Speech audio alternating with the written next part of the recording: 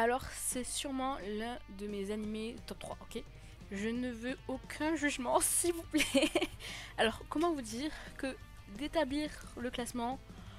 Et en fait, pourquoi je me suis infligé ça? Non, mais sérieusement, j'aimerais quand même rappeler que ça reste mon avis personnel.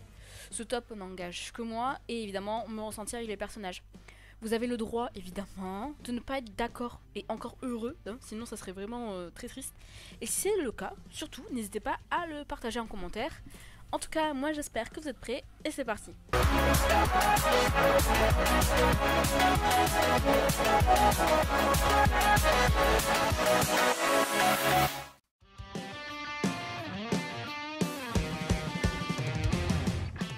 Guy est l'un des rois démons en étant l'un des démons ancestrales, primordiaux plutôt je crois qu'on dit.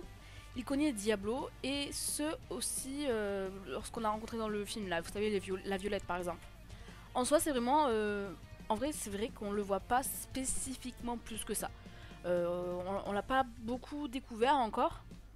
Au moment où je filme cette vidéo, je n'ai pas vu la saison 3 qui se prépare pour ce printemps. Donc nous sommes actuellement au printemps mais elle n'est pas encore sortie ou en tout cas je ne l'ai pas encore visionnée.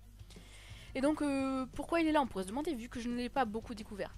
Mais tout simplement parce que j'adore ce côté mystérieux, un peu filou et puissant du personnage. J'aime beaucoup, je suis très attachée rapidement à ce genre de personnage parce que j'aime bien, vous voyez. On peut dire que c'est un peu le chef, on peut dire non, je pense que c'est le chef du groupe des rois démons. Je sais pas, je suis sûre que ce perso au fond est vraiment incroyable.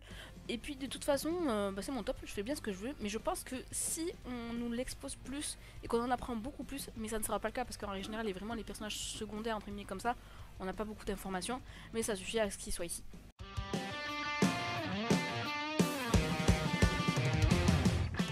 Bon, on va pas se mentir, Gobota c'est clairement l'opposé de Red.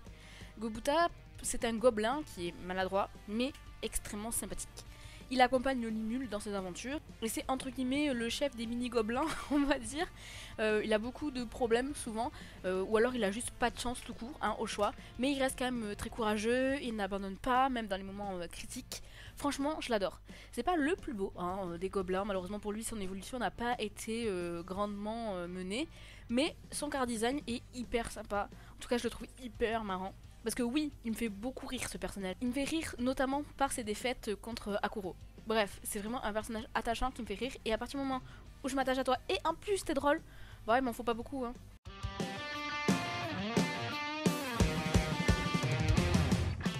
Ranga est un loup tempête. Bon, premier point, il est juste extrêmement puissant et extrêmement fidèle.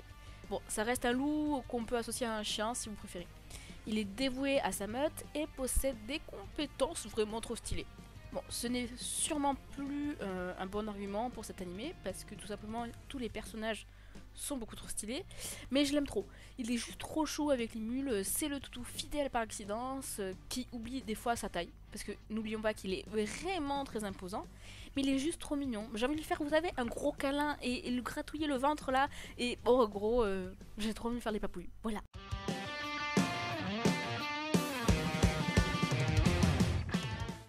Diablo, c'est l'un des 7 démons primordiaux.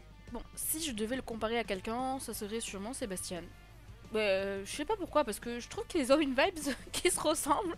N'hésitez pas à me dire en commentaire ce que vous en pensez. Mais parce qu'en fait, il est très beau, il est totalement fidèle à son maître, qui dans ce cas-là Limul. Mais surtout, il est un peu maso, non? Enfin, genre, je sais pas. Pour moi, il a un petit côté fou allié qu'on n'a pas encore totalement découvert, même si on a quand même quelques brives par son passé et par certains actes de sa part. Mais franchement, j'ai adoré le voir combattre pour le peu qu'on a vu, hein, bien évidemment. Je trouve qu'on l'a pas encore vu suffisamment combattre. Mais je sais pas, j'aime beaucoup ce personnage. Dans sa folie, dans son design, dans sa loyauté et dans son intelligence. Il est quand même apparu à l'appel de Limul. Enfin, personne n'est curieux de savoir pourquoi il a décidé d'apparaître. Perso, moi je suis totalement curieuse, j'aimerais vraiment savoir pourquoi. Est-ce qu'on le saura? Je ne sais pas. Sachez qu'au moment où je tourne cette vidéo, je n'ai pas vu la saison 3. Je le répète au cas où vous ne l'avez pas compris, mais j'ai vraiment hâte du coup d'en découvrir plus et de voir ce personnage en action.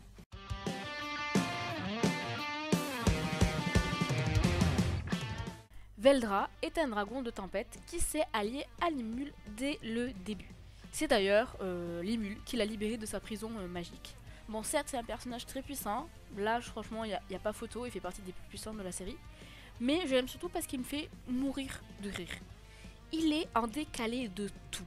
C'est un adolescent dans sa tête. Il adore les mangas et cette scène magique, mais vraiment magique. Est-ce que vous vous en rappelez lors de l'affrontement contre Milim, lors de la conférence avec les rois démons, avec la référence à Dragon Ball? Non mais excusez-moi, mais il est suffisamment puissant pour s'approprier des fausses entre guillemets attaques de manga. Non mais juste, j'adore ce personnage. Il me fait mourir de rire.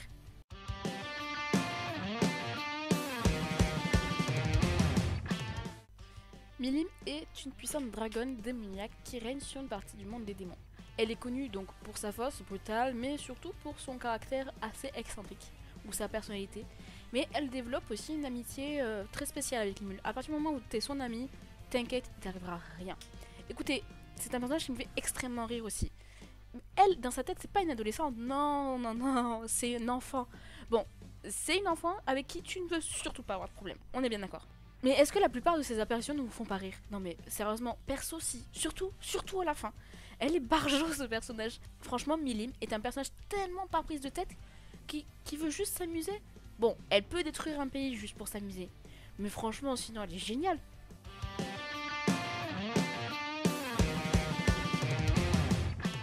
Akuro, c'est un ancien orc qui s'est transformé en Kinshin et c'est surtout le plus vieux. Bon, il est très vieux mais ça reste un monstre à l'épée. Il est respecté pour sa sagesse et son expérience au combat, ainsi que pour son dévouement à protéger son nouveau seigneur. Comment vous dire que je l'adore? Bon, j'adore tous les persos présents sur ce top. Hein, c'est pas difficile à comprendre. Je sais pas comment décrire ma passion par contre pour ce personnage. J'attends juste une chose à chaque fois. Vraiment, à chaque fois, je veux le voir en action. Parce qu'en fait, t'as l'impression que c'est tout smooth, que c'est tout facile pour lui. Déjà, il me fait rire, hein, quand il bat les petits gobelins là, beaucoup trop facilement. Et en plus de ça, genre, il est réfléchi et vif malgré, entre guillemets, son âge. Enfin, j'ai envie de dire, ce personnage est juste incroyable. Ça a été le maître d'épée du seigneur nain. Enfin, genre, je veux dire, tu caches quoi encore dans ta botte secrète? Parce que moi, j'attends encore de découvrir. J'espère qu'il ne va pas me décevoir. Parce que Akuro, c'est le sang.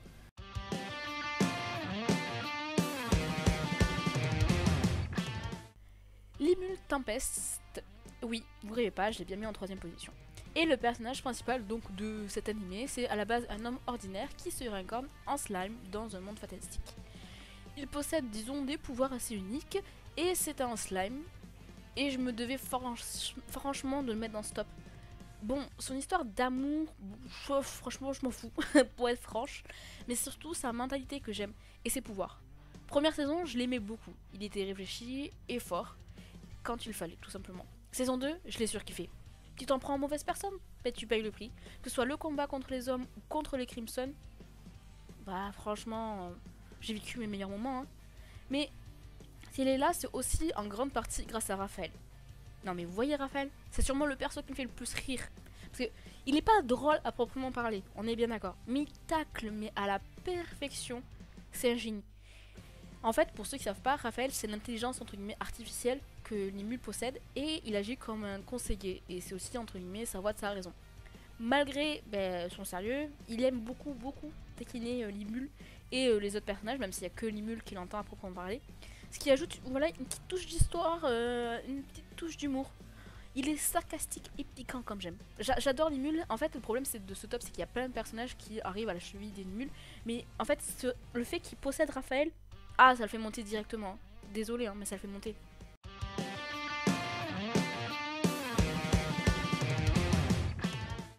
Shion, c'est aussi une Kinji, mais elle est toujours avec Limul. Pourquoi? Parce qu'elle est devenue secrétaire. Excusez-moi de Limul. Elle est secrétaire, mais elle vaut surtout une adoration à Limul. Elle a beaucoup de caractère, même beaucoup trop parfois.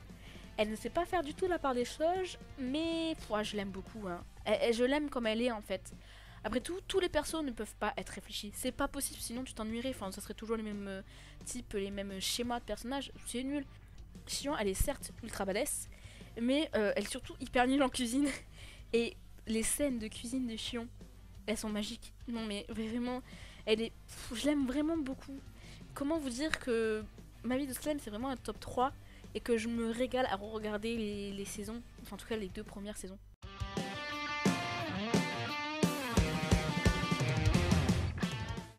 Est-ce que vous avez trouvé le top 1? Bon, évidemment, vous le voyez, c'est Benimaru. Déjà, j'adore certaines de ses mimiques. Surtout, vous voyez, quand t'as le maître lézard là qui vient et que là, est-ce que je peux le tuer? J'adore, ça fait un super gif. Et Benimaru, c'est le chef des Kijin et le lieutenant donc de Limul. Il est donc extrêmement puissant, mais c'est vraiment pas une blague. Vraiment, vraiment, vraiment, il est puissant. C'est un personnage très charismatique et très loyal. C'est le genre de bras droit que tout le monde veut. Pour le coup, en fait, je le comparais un peu à Zoro parce que tu le vois rarement sourire. Il aime se battre et là, on a le droit à un beau sourire quand il se combat. Enfin, il mène les troupes comme un chef. Je l'aime beaucoup au niveau du design, de son passé, de son présent, de ses compétences et de son équipe qui est avec lui de Kijin. Donc en fait, tout simplement, il prend la tête de ce classement, mais haut la main. Enfin, haut la main, j'abuse. Hein. J'ai vraiment réfléchi très longtemps à faire ce top 10. Bien évidemment, nous n'oublions pas Shuna, Soei, les nains, l'orque. Ah, je les aime tous. Vraiment, c'était un enfer pour faire ce top. Sinon, en fait, ça se retrouvait en top 30. C'est un peu relou quand même. En tout cas, j'espère que cette vidéo vous aurait plu. Donc n'hésitez pas à laisser votre top en commentaire et avec des petites notes. C'est vraiment les trucs que j'adore lire. Pourquoi tel personnage vous le placez là? Parce que c'est bien d'avoir le classement, mais quand vous dites, par exemple, Benimaru, je le mettrai en 5ème parce que finalement, telle scène, il m'a déçu. Voilà, vous voyez ce que je veux dire. Et puis moi, je vous dis à la semaine prochaine pour une nouvelle vidéo.